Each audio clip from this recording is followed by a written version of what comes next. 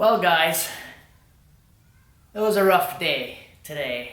So this is going to be one of those videos where I'm just going to share everything.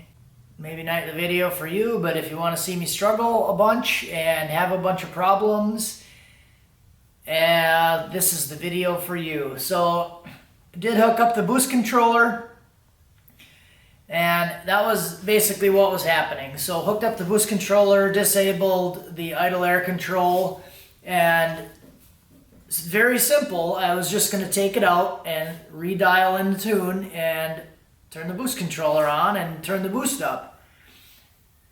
Simple, so it seems, but it wasn't very simple for me. So it is 9:20 p.m. right now, and I was working on this since about noon today, about 11 o'clock, noon today, minus like meals and stuff, and several hours last night, and didn't really make any progress. So I was fighting with a bunch of stuff. I had a bad O2 sensor. The wideband was bad. I had a bad alternator. The alternator was bad. The boost control wasn't working. I was having all kinds of issues with pretty much everything on the planet. And the car started on fire today. So that's interesting. It wasn't like an electrical issue or anything. I'll go over it in the video. I got it on video. I was doing a big burnout and hit the limiter on the burnout, and it spit the dipstick out of the transmission and launched fluid all over the passenger side, and the fluid getting on the manifold ignited the transmission fluid. So I ripped my sweatshirt off. It was the first thing I could think of. I ripped my sweatshirt off, and I was able to get down there while it was on fire and put everything out. I didn't hurt myself or burn myself or anything, but I burnt my sweatshirt. So it's kind of a rough day, and at the end of the day I didn't really get anywhere, didn't get any farther on anything. So learned a little bit more about my patience and spent a little bit more time with the micro squirt, dialing that in. I do have some other issue. I'll try to keep a clip in there.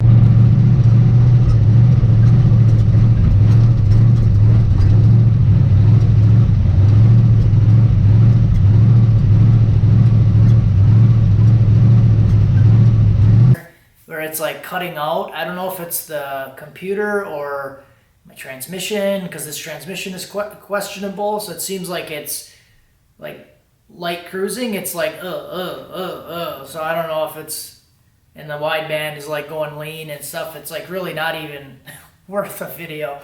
But yeah, I'm gonna show you guys. I was just gonna put it in there, and I feel like it's important to show these times because a lot of people don't like to show it, and then for new people that are just starting to get into this stuff, and when you see it on a video, it seems like everything is flawless, and that's just not reality for most people. I mean, it's not reality for me. I don't really have good luck. My luck doesn't really benefit me a whole lot in these situations. So I gotta fight and try extra hard because I'm a dummy. So let's just get to it.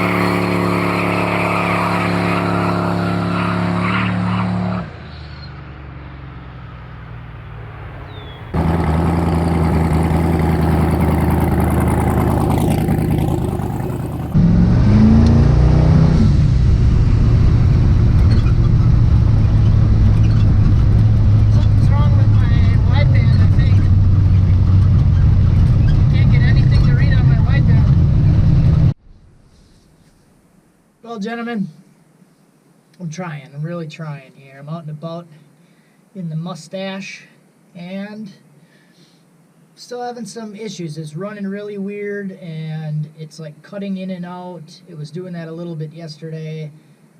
The wideband was bad, so I put a new wideband sensor on it last night, Drove it today. Wideband is reading. I'm starting to make some changes, and it's still doing this like cutting in and out thing. So made a log, and the alternator's not charging. So I wasn't looking for that specifically, but I was looking at little dips in like RPM and stuff, and then I saw the voltage was like spiking crazy. So the whole time I've been driving it, the max it shows is 11.9 volts and the minimum was 9.8 volts. So I'm going to take it home right now and I'm going to work on that and try to figure out what it is. I do have a spare alternator. I don't know why it would have just all of the sudden went bad, because it was just sitting, but things happen. So I'm going to go home, try that, and see what it does. So that kind of makes me feel a little bit better, because it just like, I'll try to get a video of it driving back, especially cruising. It's just like, like completely cutting out. But if I get in the throttle, then it clears up. So I thought it was like a misfiring thing. It probably is misfiring because of the low voltage, I would think. So I'm gonna just try to get it home so the battery don't die when I'm out in the sticks.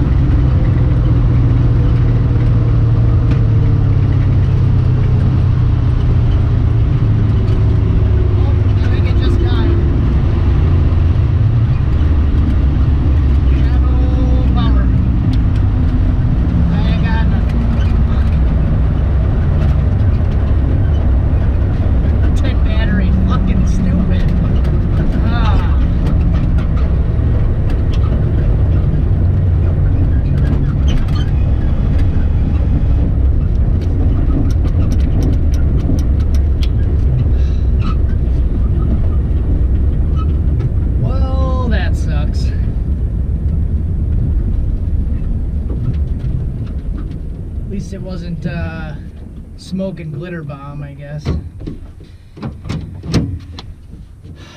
Well, I had the boost cut set at like 15 pounds. It didn't hit boost cut there. So I guess I could look at the log and see if it made any boost. Air fuel ratio was a little bit lean. It was like 13 something. Right at the top though, so it wasn't all bad.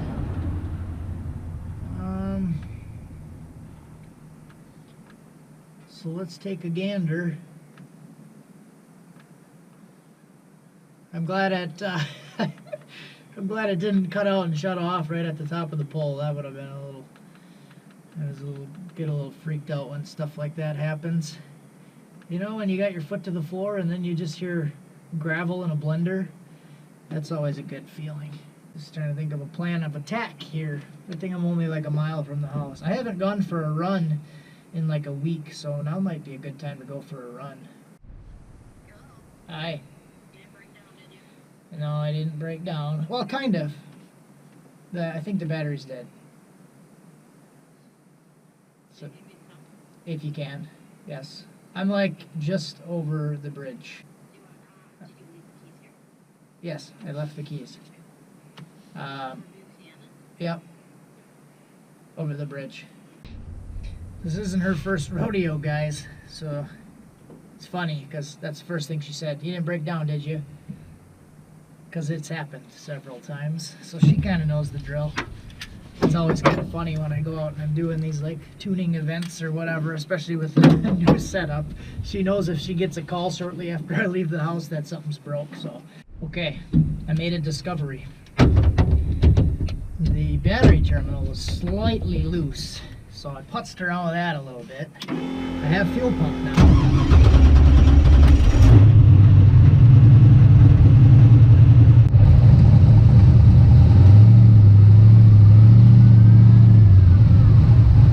Alright, so I went out and put a new alternator on.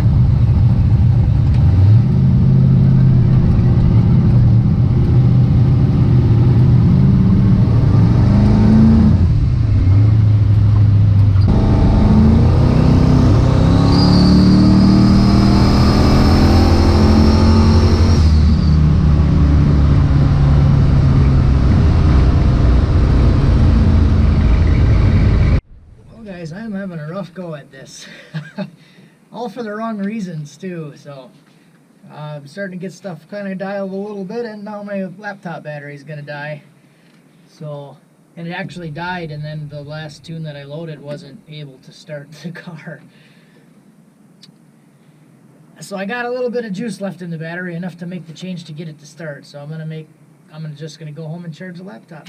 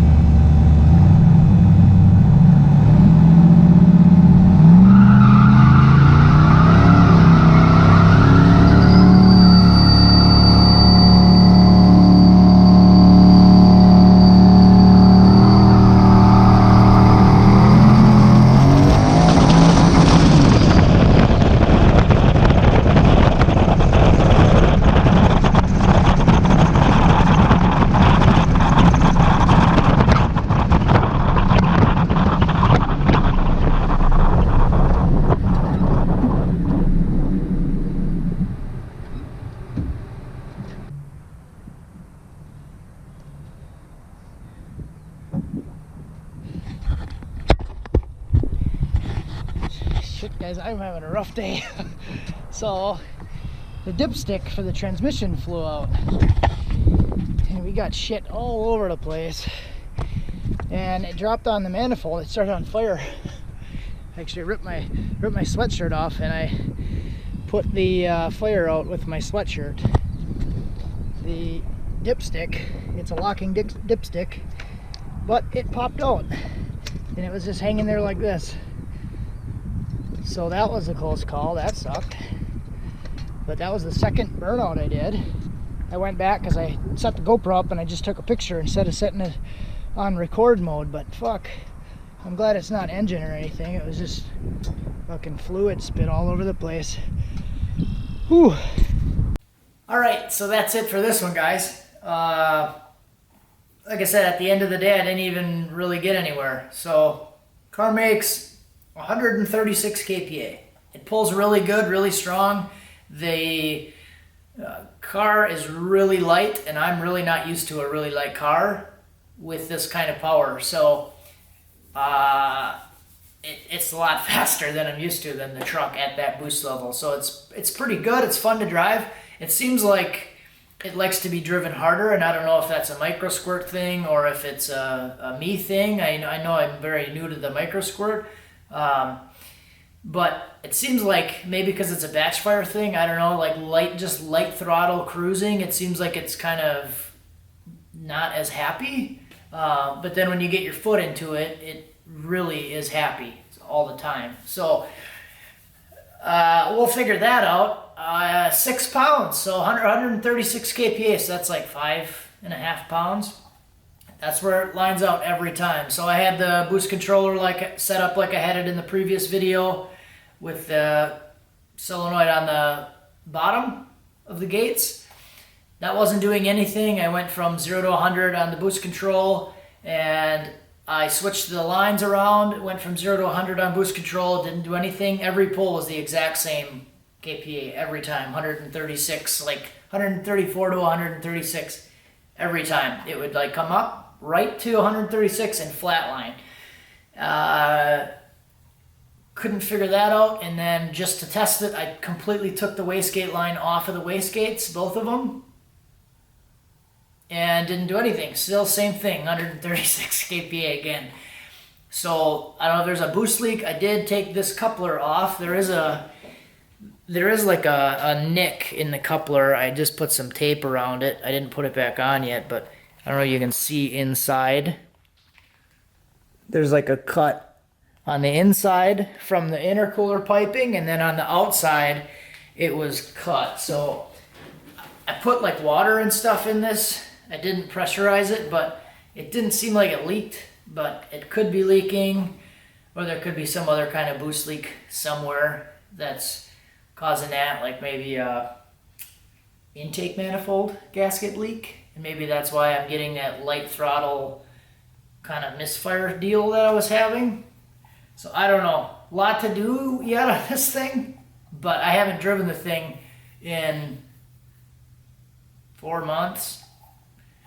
It's end of March now, March 27th, and I haven't driven it since, I think it was October.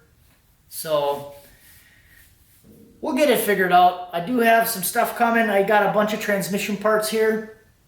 I'm going to be ripping the transmission out of it pretty soon. So I'm going to be doing a full rebuild and trans brake on the TH400. And we'll be switching up some other stuff on this car. So I'm just curious what's the problem is.